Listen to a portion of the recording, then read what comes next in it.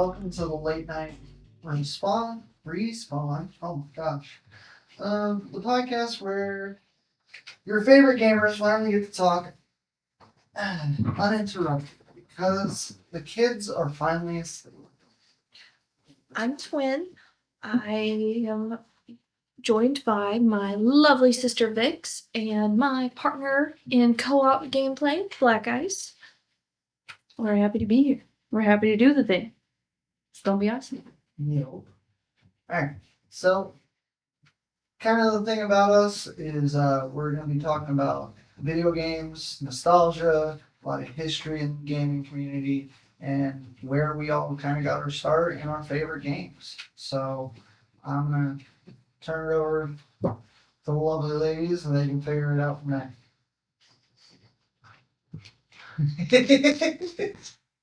Fuck. Okay. Anyway, so I guess I'm going first. So as I said, I'm Twin. One of the biggest things I would say for what got me started gaming would be this lovely game here. Probably cannot see it too well, but it is my very first copy of a Pokemon game, Pokemon Blue. I love this game. I finally was able to put it back into a Game Boy and saw all 210 hours of my playtime from childhood because someone informed me these things run off of a battery. Damn. 5-year-old me didn't even think about that and had to make sure all my stuff was still there. Great trauma moment of, oh god, no, my Charizard! So, basically got me started. That was my first game, and the series that's actually truly kept me going with gaming is going to have to be this lovely series here, the Dark Souls trilogy. Because that has been something that's kept my eye with lore, replayability, just pure happiness for me. Oh, and to you? Tortured? Yes, I like to be tortured when I play games, apparently. Hey, now. All right. I guess the first game that comes to mind for playing, because we have a lot of old consoles, like our dad, he was a major gamer, so he has like all the old consoles, like the SNES, the regular Nintendo, the Sega Genesis, the like the old PlayStation, yeah, the N64. I vaguely remember playing Super Mario World for the SNES with my sister. I was always player 2. She had to always be player 1, which I didn't mind because I like green. That's the standard big sibling rule. But games that made me stay were like Final Fantasy Mystic Quest, watching the fam play that, Spyro for the PlayStation 1. That series has been keeping me going. When is Spyro 4 coming out? Who knows? Like not or the classic, not the new beginning. I want a continuation of the classic 3. Thank you very much. Yeah, because that's a trilogy. Then the Eternal Nights and stuff. That's a trilogy on its own. Then you got the Game Boy games, but Kingdom Hearts as well. That it solidified my love for Disney. Final Fantasy. I'm a big ass nerd. We're realizing this as I'm listing things, but wearing your Kirby blanket. Yeah. But yeah, we'll get into all the other games that we like, all the other genres that we enjoy. But I'm gonna slap it over to Ice so that he can say it. Yep. For me, one of the big ones was definitely the Legend of Zelda series. I played all through Ocarina of Time on the 64, and then it definitely kept going in that series. But then I picked up a PlayStation 2, fell in love with the original Mercenary series, and then Sly Cooper, Jack and Dexter. But one of my all-time favorites after PlayStation 2 that kind of helped start the friendship as well as explaining more of gaming history would have been this lovely gem right here, Prototype 2. We've You introduced the whole family to it. right My whole. introduced your whole family to it. It's one of my favorite open world action games. Alex Mercer's whole character was amazing in that. So that was kind of where I got my start, and definitely kept going with the Legend of Zelda theme. Uh, Definitely enjoyed it a lot because they've continued the story, and if you ever get into the Hyrule Imperium, you're gonna notice that there's three major timelines, but we're not gonna talk about that right now. That's gonna be a later episode. Yeah, We can dedicate a whole episode to Legend of Zelda. that has so much lore into it. Just like a lot of these games that we do play are lore based. So Lore. Some of us are lore junkies. yes, I mean, some of us did grow up watching game series, so well, there's that too. shout out to Matt Fett. All right. Why are we choosing to do this podcast?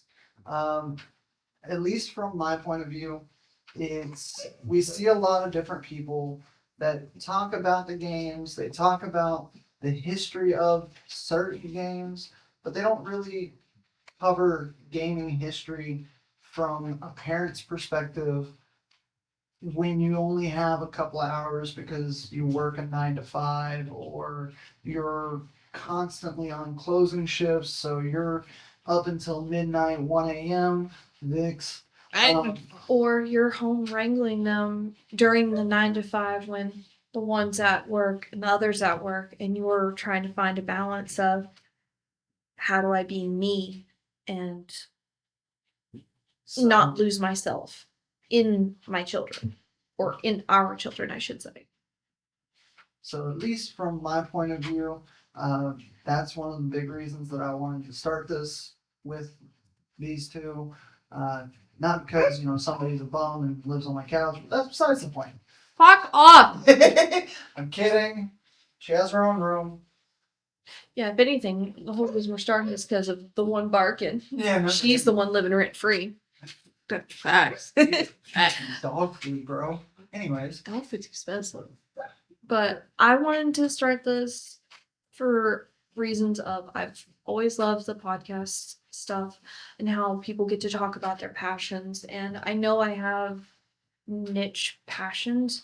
Like I can spend hours upon hours talking about certain games, or hey, did you know? And I'm just a random encyclopedia of random facts. yeah. And I genuinely do enjoy the gaming community, and becoming a parent, I've learned how I used to be able to play games and how I have to play games now, two totally different sides. Like I can't do the all night 24-hour marathon no more. No, I'm over here dying after a couple of hours. Like, look, I'll see y'all in the morning. I love you guys. Night. So this kind of gives a perspective that hardly anyone sees of, the parents that come home that want to spend time together, but we gotta wait until the kids lay down. Yes. Because them kids always backseat game. Oh god! Dude, backseat game, or they try and tell you, hey, this is how you should play it, even though they have no idea what the game actually is. They've never played it a moment in their life. They're like, hey, you should do this. How about you shish kebab? Let me do it. This is the first time you've ever seen me load up the GameCube, and you're telling me this is how I should play this game when you know nothing about this game. How can you tell me what I'm supposed to do when you don't know? Or the other one that gets me. Why? Why? Why are you doing this?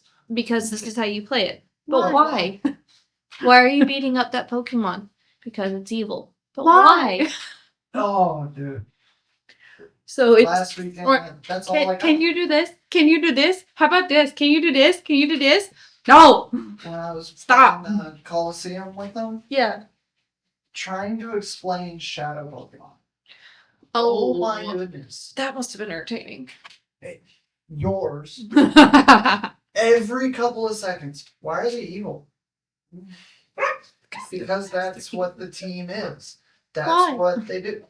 But why? Because there has to be an enemy in the game. But why? Because plot. Why is there an enemy in the game? That doesn't make sense. Progress. But anyway, it's, you got any insight, anything you want to say? We're nerds and we love to yap. Yes, you do. No. It's one of my best qualities. I have to keep fucking adjusting the audio. I'm sorry. No, we've thought about doing like either YouTube or a podcast or something for a while because I watched a lot of YouTubers growing up playing games and whatnot, and I was like, hey, I kind of want to do that too. But a podcast feels more personal. Yes. Like, yes, you can connect with your audience, but like it further solidifies the connection that you have with the people you're doing said podcast with. Like, we're all tight knit, we're family, it's awesome, but we can have like healthy debates, healthy talks about Yeah. everything, like anything and everything, like nerd, gaming, anything.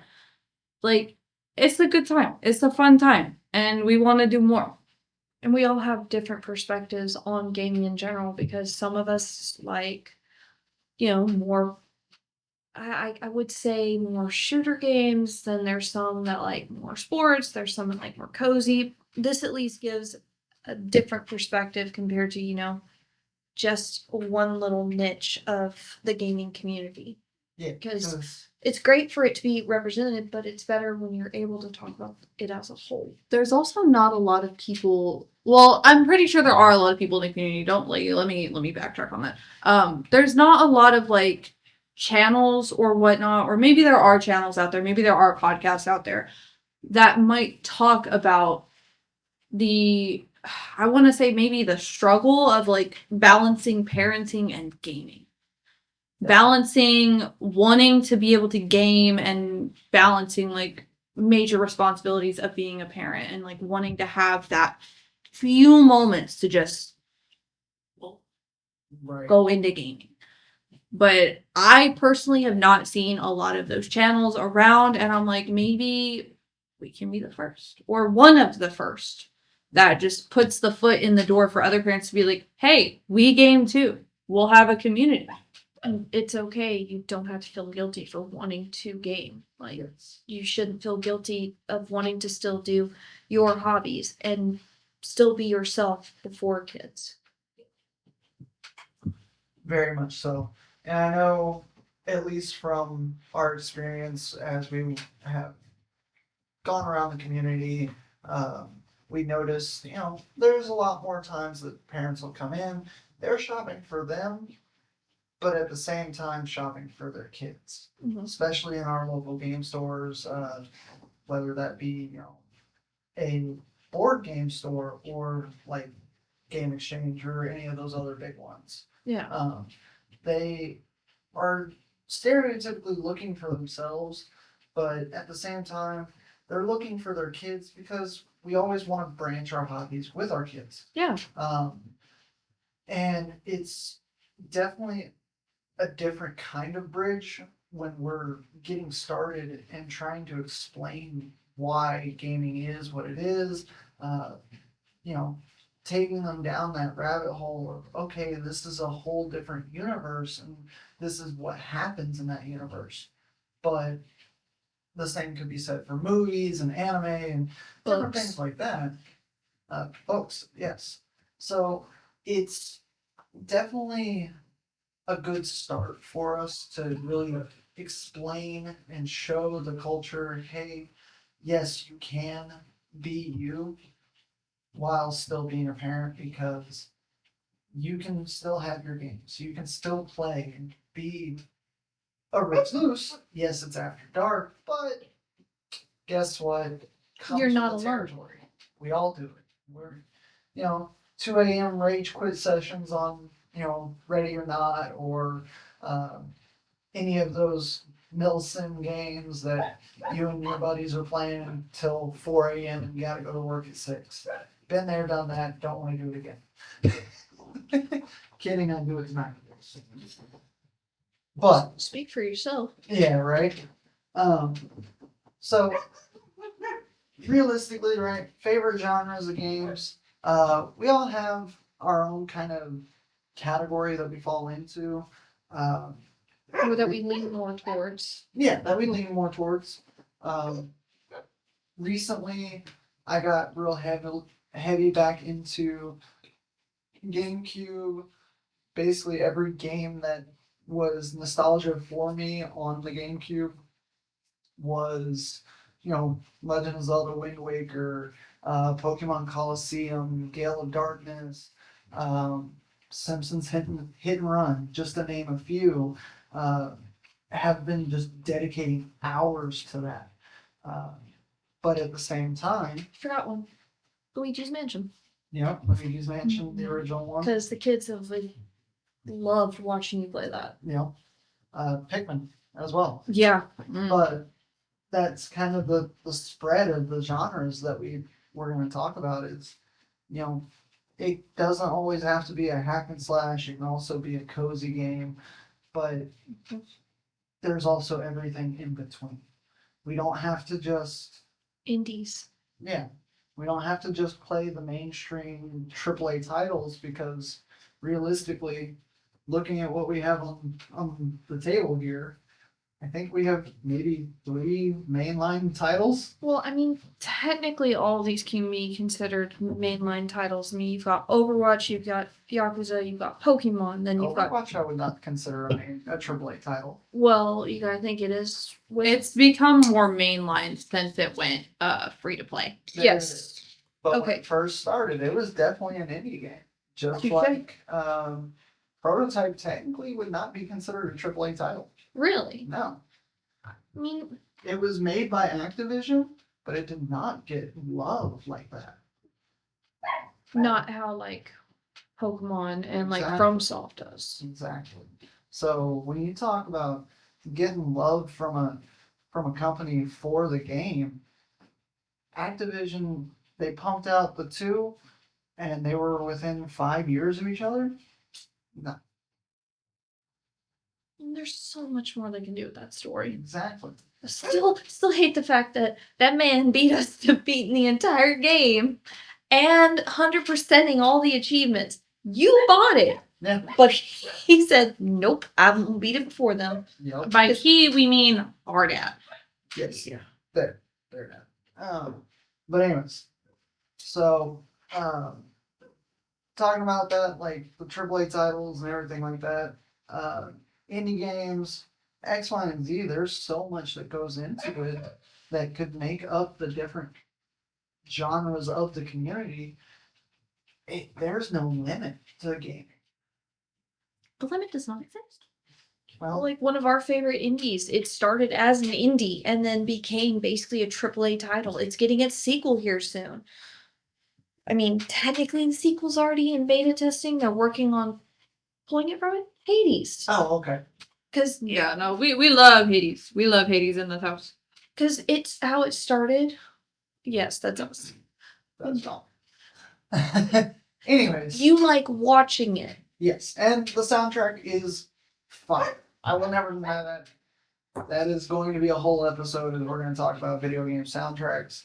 Of what we feel is the best, what we think, Could have gotten more love Yes. for a game soundtrack. Because, sometimes, even with movies, games, if you have a stellar soundtrack, it can make it can make or break a game. Mhm. Because graphics, it doesn't matter. We'll play anything, virtually anything. Yeah. But if the soundtrack is bad, it can definitely break that game. Yeah. Replayability. That'll be the word I'm going to use here. Because trying to think, what was a game that we all kind of complained about the music on? I got one. Spectrums for the DS. Yes. I hated the soundtrack, and the music in the game did not fit The for vibe. what you were doing. Yeah. I can agree with that. I mean, if they would have maybe diversed it, like how with Pokemon, each little area had its own thing, but Yes. it fit. Like when you go into a Pokemon Center, when you go into a battle, trainer battle to regular battle. Encounters. Yeah, I mean that fit, but I can definitely agree with that. So wholeheartedly understand, talking about the soundtrack can definitely make or break a game. I will say this, we do have a plan for more than 100 episodes. This could go on Yeah. for, Ever. yeah, I realistically, could go on for a long fucking time. because gaming, as far as we are concerned, we have every generation of console. And yeah. There is no skips. We have every single generation. Which one? Dreamcast? We have Dreamcast. No, we never got our hands on one. We had the opportunity to get one, but someone else sold it before we could get to it. I swear we had a Dreamcast. Now you're gonna make me want to go check, but I could have sworn we didn't have a Dreamcast. No, you're right. We have a Saturn. Yeah. We have My friend just bought a Dreamcast. That's right. Yeah. So we are missing a Dreamcast, but as far as the big three, Nintendo, Xbox, and PlayStation, we have Big four. big four. Gotta remember, Steam and Xbox aren't 100% married yet, so PC is still on its own, and you can't deny Damn. that. Damn, you're gonna go PC Master Race right now? No, I'm just saying there's No, we just tried to delete PC entirely. We do have PC. We do play on We all PC. do We play on PC and Steam as we're well. very I versatile. with say our you're gaming. the one that was trying to delete it and cut it out. Like, I'm sorry, that's technically it's a Mom, big Dad, stop four. fighting. Don't make me come across the stair. Anyways, it'd definitely be a jump. Anywho, so yeah, Because we we're an have- equal console house. yes, equal console house. We have a plan. We've had experience on I will say damn near every console. Mhm. But as well as we have our comfort that we go back to. For me, I've gone back and played Wind Waker, frick, 30 plus times now. Yeah, because that was the first game that R2. So there's a reason I'm twin. We have the twins, Yes. so I just go by twin. But R2, the first game they ever watched was him playing Wind Waker. And anytime they heard the chest noise or when he solved a puzzle, Oh gosh. it was such big smiles. Like you could not even. Yeah. That made everything all worth it at times with gaming. Yeah. I don't know what your little's first game I watching know. play. Well, when I had her, I was in the midst of beating Kingdom Hearts 3. So I don't know if like her first memories from like her first like year of being born. I mean, she might not remember it, but I did play a lot of Kingdom Hearts. I played a lot of the Sega Genesis collection because I loved Streets of Rage, Golden Axe, like those types of retro games, even though they kind of got remastered for console. Played those. I played a lot of like Cuphead, Peggle, like the classics. My daughter's first game was Bejeweled. She like that. She played herself, like she was 4 and just. Uno.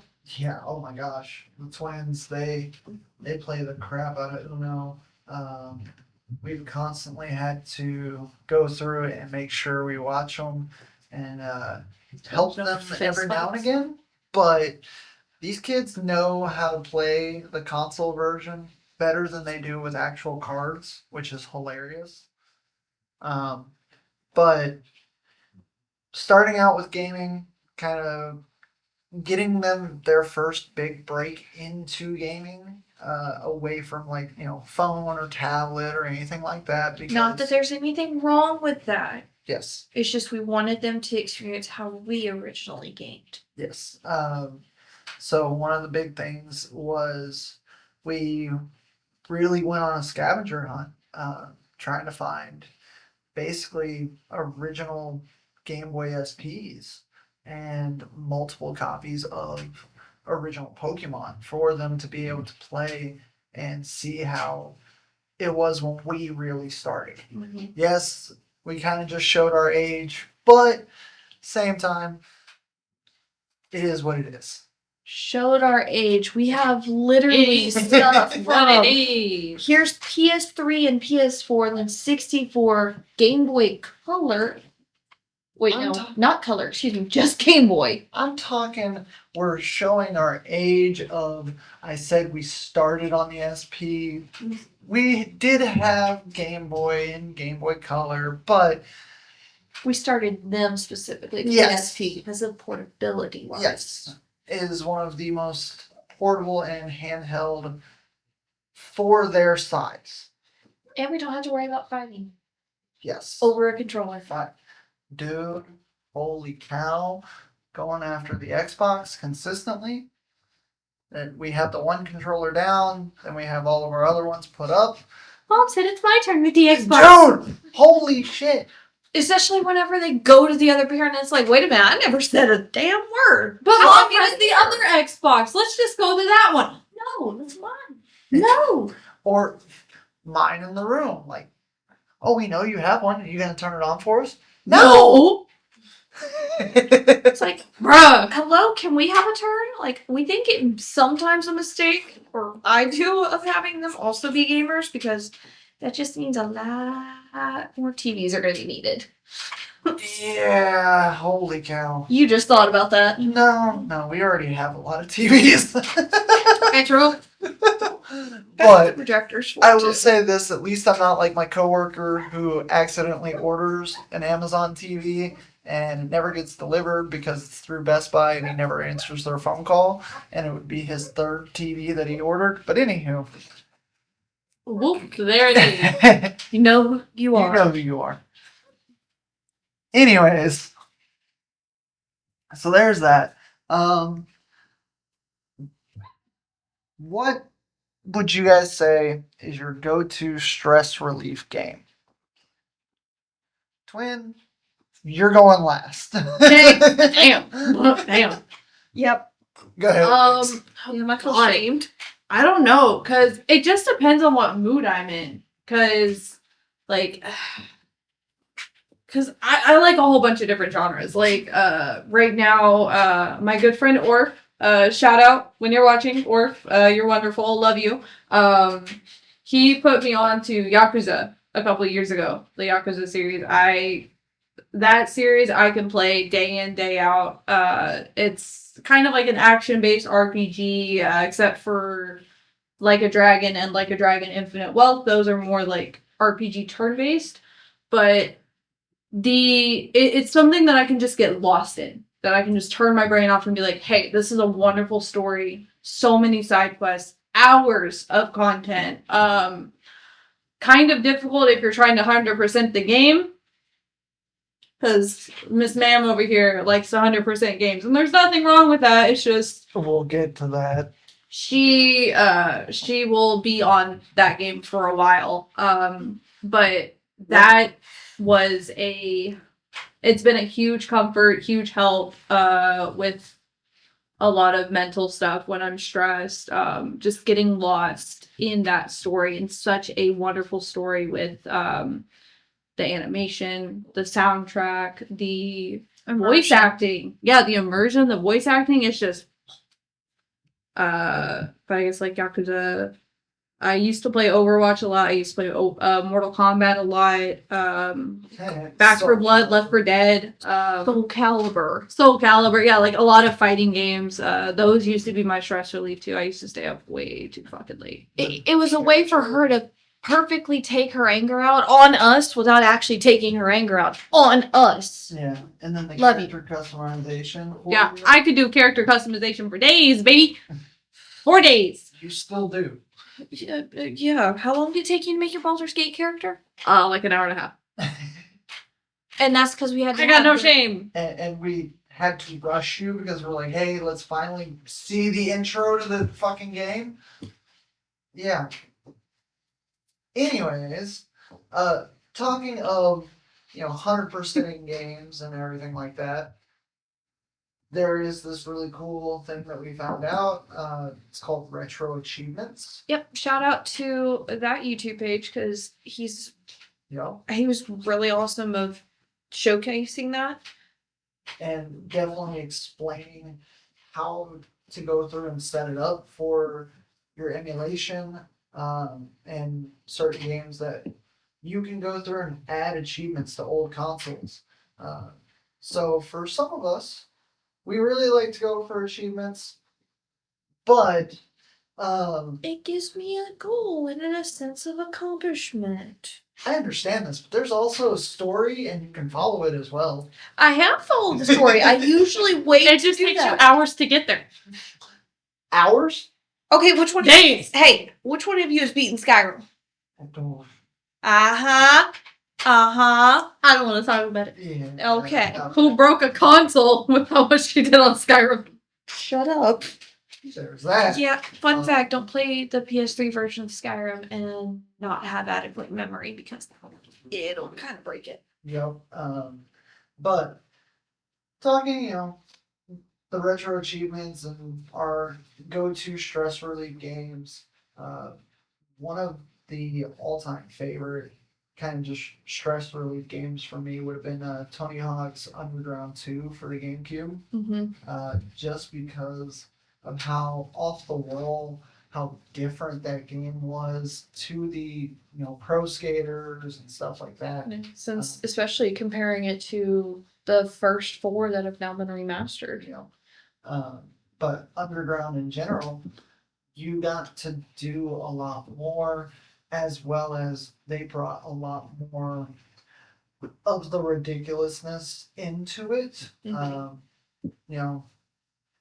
Definitely bringing more of the Johnny Knoxville style activities. We'll go with that into the difference game, and love Tony Hawk, love Bam Margera. They were definitely some of the early on icons for me in skateboarding and stuff like that. Growing up in a small fucking town. Anywho, we didn't have much like that, and the few friends that all skateboarded together, they would sit and play that for hours. So it's definitely a go-to stress relief for me. Now, as we've all been talking about, Twin, what is your go-to stress relief game? What I is have no regrets saying this. Dark Souls is my stress relief. The entire anything from Saw, I would love to sit down because I mean, and I don't even think I've ever told you my reasoning really. Probably not. Or I think I have, and it's Have probably mentioned it as we talked about different games and things like that, but at the typically you just give me shit. yeah, True. But I make fun of you for wanting to die. sorry, I can do it peacefully. Damn. And that is why you're in therapy. Anyways, Damn, call me out. If my therapist played games, he would actually probably be really concerned if I I told was gonna say, if any of our therapists knew what we were talking about right now, we would probably be disowned. You guys have therapists? You guys are getting paid? Wait, we're getting paid for this? Wait, are we? No. shit. We're only at 30 Maybe. minutes. Well, so as I'm getting clowned on, it's not just Dark Souls that is my sit down, relax, comfort. Yeah, because what's the other end of the spectrum? Tetris. There it is. Tetris. What? The most stress-inducing game. No, I'm not gonna say the most stress-inducing Say, game. that is completely subjective. That game gives me anxiety. I like watching people play it, playing it myself. No. So why does my anxiety actually when I play Tetris? Like, come on, Doc, help me out here. Just take a clip of that, send it to your therapist, and be like, Yeah, don't worry, that's the short. So my whole reasoning of why this is my comfort series when I first ever played a Souls game, like, I vividly remember it wasn't me playing it. I actually watched, my stepdad.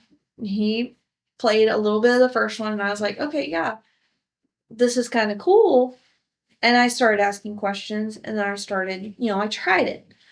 But then I put it down. I was like, no, it's not for me. Well, years later, when the third one, now I know that's when it came out, and I saw how they'd updated and gave, a different style to some of it, it made me go back and revisit and play 1 and 2. And any Dark Souls person will tell you 2 is in a separate world than 1 and 3.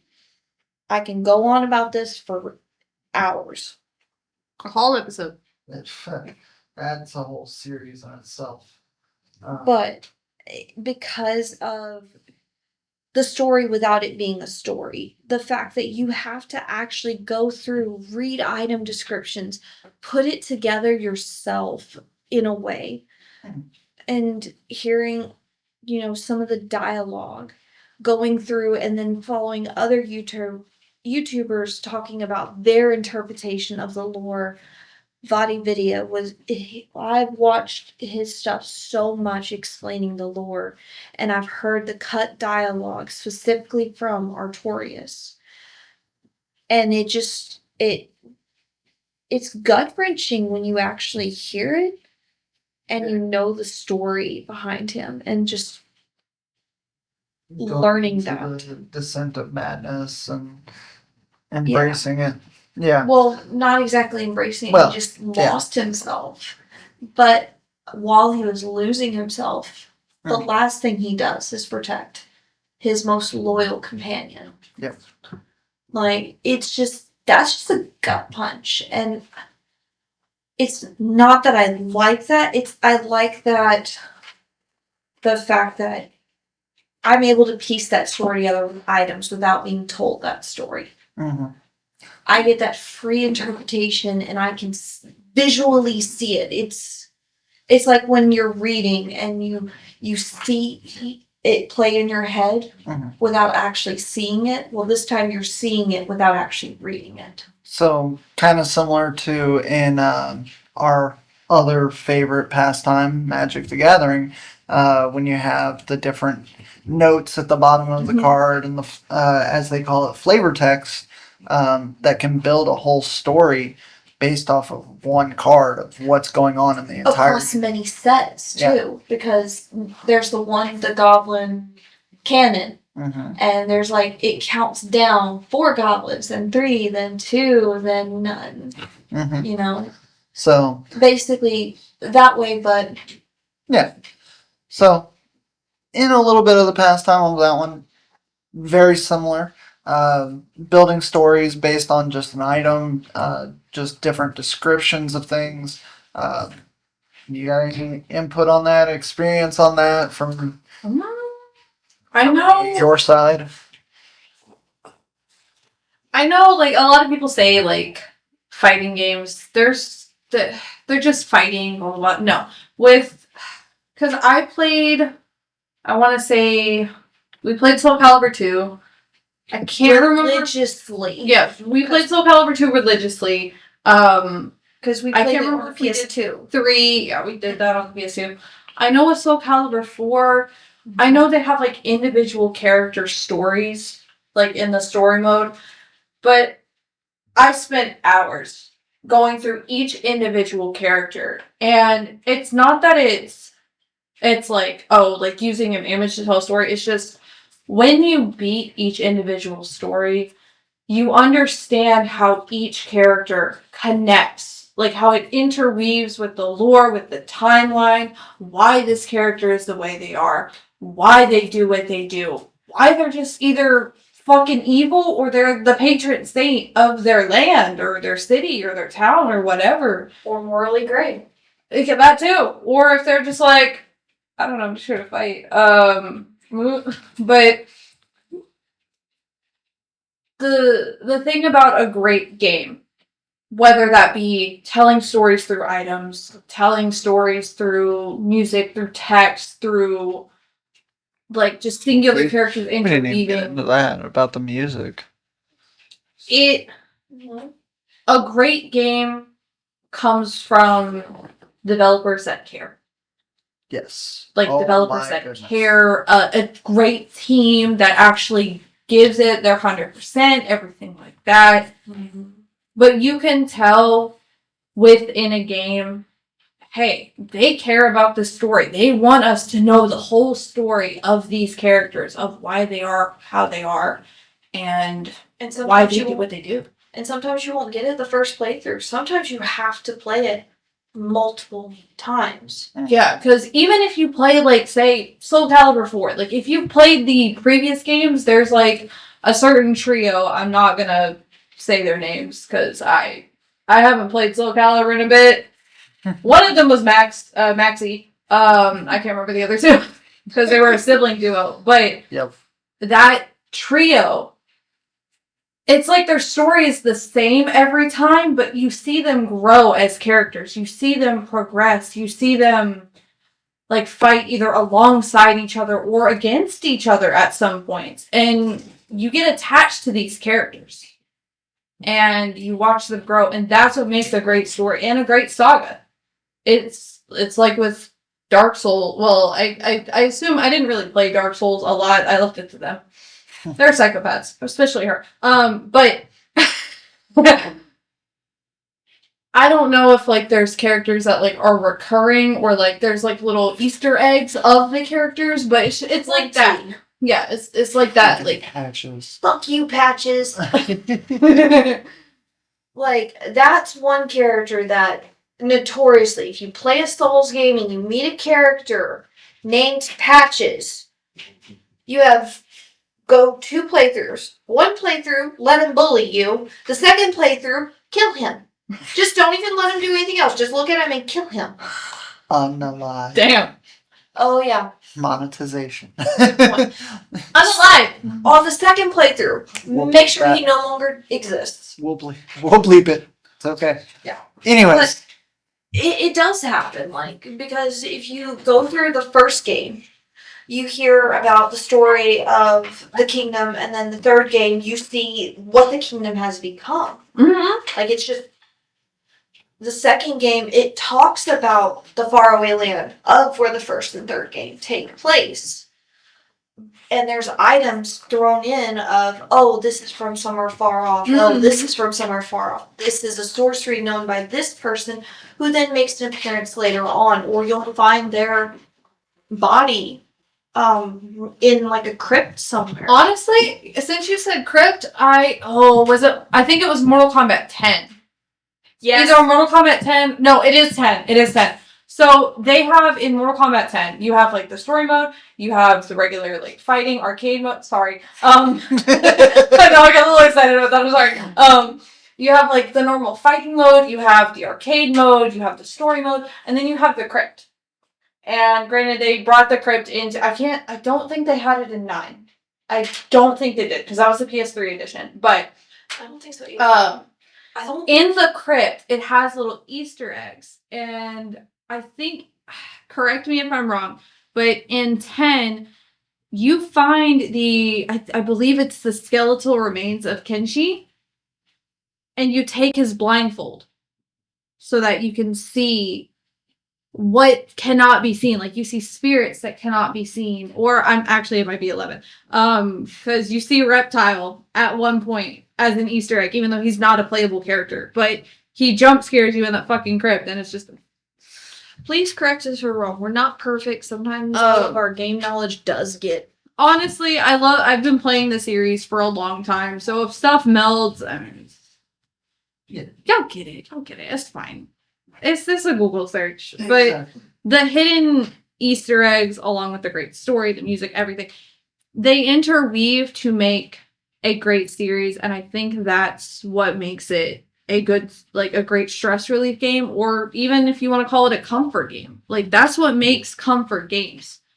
You get so immersed in a storyline, you love it so much, you get so attached to it that you're like, okay, this is fine now. I'm not a psychopath. You get it. The Yeah, fight, you the feel A battles. psychopath. No, I'm saying so. Oh, no, I'm no, no, not. no. Who said you weren't? Because if I remember correctly, you've 100%ed both 1 and 3 and the remaster of 1. I have not done the remaster Oh, okay. because I got it for the Switch. I decided I'm gonna take my time, and technically there's no Yes. achievements on the Switch. So Yes, you heard that correctly. She has Dark Souls 1 remastered on the Switch. hey, I got it for $5. So I mean, can't I hate the saved deal, up them gold but points. my point being Bruh. here is A, you have 100%ed 1 and 3. Yeah, I haven't done 2. 2's kind Well, of a little bit of a We difficult understand challenge. just 2 is the most difficult of the 3. I think you wanted to do it Okay. again on the I said Switch. of the 3. No. Of the 3. I'm about to say no. It's not that it's difficult. There's literally an achievement for dying and an achievement for not dying. Yeah, that is true. So you have to either die or not die. And I'm sorry, some of those enemies are not friendly. I mean, In I any would manner, assume shape, that or none form. of the enemies are friendly. There's a couple because you can actually talk to a couple of them and not get murked immediately. enemies, you can talk to enemies. Or NPCs. No, it's an enemy. It's specifically a boss. Oh, Actually, in Dark Souls 2. okay. And the only way to actually beat him, well, you can beat him one of 2 ways. You either go in, brute force it, or you beat all the minor ones and you can talk to him throughout it, and then it makes him 10 times easier to fucking kill. Like, literally just. Oh my god, you just kill him by zapping. Zapping? Yapping. That's what you do, isn't it? Anyways. Hey! What? My yapping has not led to death, as far as I know. Well. As far as I know. Mm. As far as I know. We're all dead inside, so it doesn't count. Anyways, alright. But that was just one side. My comfort. My other comfort is, like you said, was Tetris. And it's just. Which goes back to the Souls games. And that actually starts because it's pattern recognition. Mm-hmm. Alright. So, next question. Multiplayer or solo?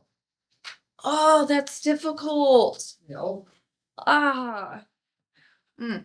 So, there's a lot of games that are strictly solo based, right? Such as my favorite series, the Legend of Zelda series. Until you get to the Hyrule Warriors stuff. That is a Dynasty Warriors game. Yes, it does fit canonically, but it is not a Legend of Zelda game, in my opinion. That is my opinion. I know. That's my opinion. So, as far as main storyline, none of those are multiplayer. But do we have games that we do play that are multiplayer? Yes. As Vix was saying, we've talked about Overwatch. You were talking about Marvel Rivals earlier as well. So, like, we do have multiplayer games that we play into this. Well, online multiplayer games. Online multiplayer. And then normal multiplayer where we play just, local. Local, yeah. Because, crazy enough, what is going on with the gaming community of we're going to get away from couch play? Yeah, Why? That's fucking insane. Like, I'm sorry. That was what really solidified, like, Family time. family time for us. Yeah, like Diablo 3, sitting, whether it was the 3 of us and our dad, or the 3 of me, him, our dad, and our friend in Alabama, dad's best friend. You know, we play that, and 3 of us to be sitting in the same living room, coking and joking, throwing stuff at each other, making jokes. Like Smash Bros. Yes. Mario Party. It seems like Any of the other like games on the Wii? Well, I think of the Wii like when I think of like couch play, even though it wasn't really couch play.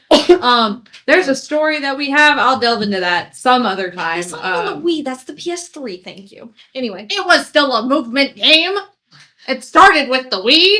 Anyways, I'm not diving into that story right now. Some of y'all out there know the story. But like couch play solidified. It was a huge turnaround for gaming.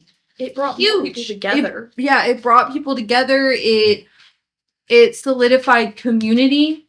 Because I know we were in the ROTC program in high school. They graduated after me because I'm the No, baby. we graduated before you.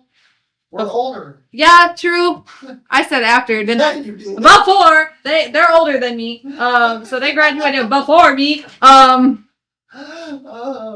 The yapping has took a turn.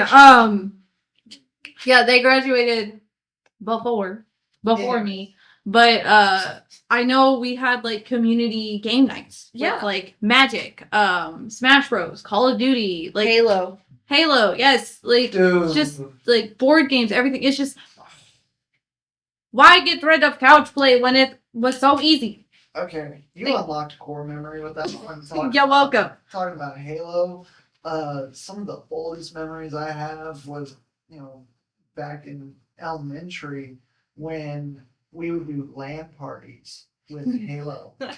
I mean, we would have 8 different consoles through a LAN switch. Nobody knew what networking actually was. We had no idea what the actual Wi-Fi or anything like that was. We were just linking all these consoles together with a network switch, and we were playing old school Halo together. The chaos that would happen, plasma grenades, the grunt birthday. See, I wasn't playing Halo at that time. See, I had to introduce you to Halo because you weren't familiar with that era, but We never had an Xbox until that's me and you got together. Yeah, that is also true. But it was one of my favorite games because you get to do crazy things that wouldn't be realistic in any of today's gaming. Mhm. Like, I love Halo Infinite for the story. The multiplayer, they got on the bandwagon of like COD, and it's not what it used to be. Bring back Forge mode, anyways. But that's just me. Core memory unlocked. I appreciate that. So, yeah, couch play. What is going on? Why are we away from that? Thank you, Why? Borderlands, for staying with it. Facts. But also, like, some of us, like, yes, we all work, we all have incomes, but why would you get rid of couch play? I mean, obviously, companies are fucking greedy. Not gonna lie. They're greedy. They want you to have your own console. They want you to have your own version of the game. They want you to have your own version of Game Pass. They don't want you to do couch play. They want you to pay them more so Pay that that you can $500. enjoy your freaking hobbies. With your family. Yes. Yeah, go ahead and pay that $600 for an Xbox, then pay that $17 a month for that Game Pass Ultimate, spend forever downloading, and then hopefully be able to play. Hopefully you have enough memory to play. If not, you have to pay for more. But couch play was so much easier. Like, oh Get my 3 god. controllers, sit down and start just having fun. Which is why we've started playing Mario Party again, because we can actually do couch play. And kids enjoy it. Yes. Kids enjoy suffering. Kids enjoy rooting for their parents or against their parents. 'Cause Aha! Yeah, that is very true. Or rooting for the computers. in the other side of it, right? Going to the older generations of consoles and we're playing like that again. What the heck happened with wired controllers when you had the 4 slots and that was guaranteed? Hey, you will be able to have local play, all 4 consoles. Yeah. But here, Switch, Nintendo again. Don't get me wrong, love Nintendo because of what they have been kind of going with. Let's talk about Pokemon Scarlet and Violet, right? The terror rate, being in each other's environment in the wild area, it was kind of that local play, but as Vince was saying, your own console, your own version of the game. Go And- ahead and shell out that $300, $350. Not saying that Even- companies are greedy or anything. I am saying that they're greedy. They're so greedy. But it feels like there's, I don't want to say that gaming companies are taking a step back from what community actually is, because that's a bold fucking statement. But they're not understanding that we want more couch play. We want to spend time with our families. We don't want to have to spend the extra money for X amount of copies of a game, because we're a pretty big gaming family. Like, we don't want to spend $400 or Per like, person. yeah, per person just to play one single game. And even if we don't like it, we just wasted that money. I will say It Takes Two, Split Fiction. Those are amazing games to be able to sit down and play, and it's the same console. But Yes. you can only play it 2-player. There it is. Only 2 people. So I get you, and I'm not knocking that. One of my biggest gripes is you brought up Borderlands, right? Yeah, because that was something that really helped after we had the kids. Yes. Borderlands 3. I hope they fix this in Borderlands 4. But when you did the split screen, why did it never give you the option to change it from vertical to horizontal? Because Yeah. I'm going to be real. At the time when we were living where we live, having the screen to where it was half and half, cool, that worked. But in our current setup, that does not work out. Yeah. Because that's a sliver of the screen that's off to one side or off to the other, and it doesn't give you the option to kind of adjust it or set the play area. Yeah, because better. having it like this was so much easier. We knew, okay, I'm on the top, I'm on the bottom, focus there, and then And crazy enough, talking about the different styles of like gaming, we brought up PC. So many of the PC monitors nowadays are curved, so you can be able to see a little bit further as you're looking around. Because everyone knows you lean with the controller when you're racing. Cool. Anyways, or you dodge the bullets when right? Yep. you're sitting there like, Yeah. oh shit. Man, what's going on? Yeah. Okay. So realistically, right? Why would you cut the screen in half to where now I have a limited view of what I'm trying to see, and it's a FPS, it's a first person shooter, and we're trying to expect everyone to be able to see what's going on, but you can't see a good field, whereas if it was vertical, I have that full field. Yes, my screen may be a little smaller, but at least I can see around me a little better. And that's one of the big things that I wish companies would kind of look into, but talking about it, we've talked about a lot here. I think we got off track quite a Oh, few we did. times. We We did. did. Which is fine. That is A-okay. This is our first episode. We have plenty more to talk about. I think one of the things that we're going to talk about next week when we do our next episode is going to be some of our game gripes, but also developers that listen to their player base. Right? Yeah. Companies that listen to what we had to say and see, our different opinions on it.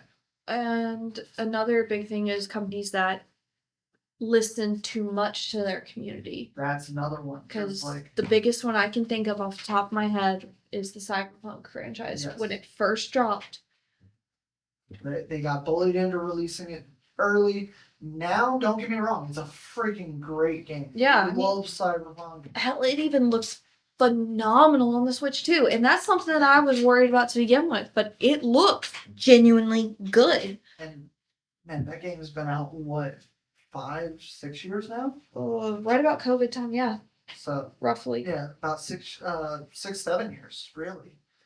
Because it's Oh, God, 2025, yeah. So, anyways, that game being what it is, there is a lot that goes into it. Mhm. Talking about the gaming communities, we have seen a lot of different developers that listen to their communities, and we've seen a lot that have actually learned from their different player base. Mhm. So I think we're gonna table that topic. We'll talk about that next week. Probably also talk about why we still game, why we chose Yeah. to even let our kids start learning about gaming too. Most definitely.